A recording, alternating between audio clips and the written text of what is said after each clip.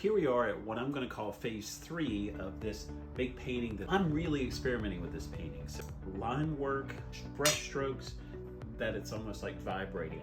It's starting to get a little stiff. So let's take a look at what's happening to the overall composition.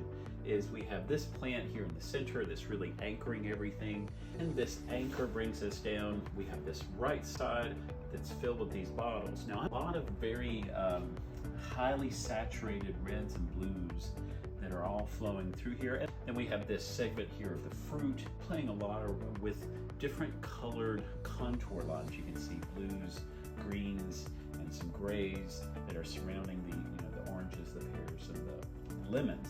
Then we have this bowl of apples, which I like the way the apples are painted. This is probably some of the happiest painting I feel like in the entire piece. The way this red contrasts against this little green stripe here. Got two other plants here up on this stool table.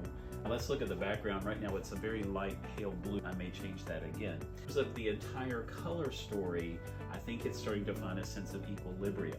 As an artist, as a painter, I'm always looking for that sense of balance between the colors that I'm using, particularly in the context of warm versus cool.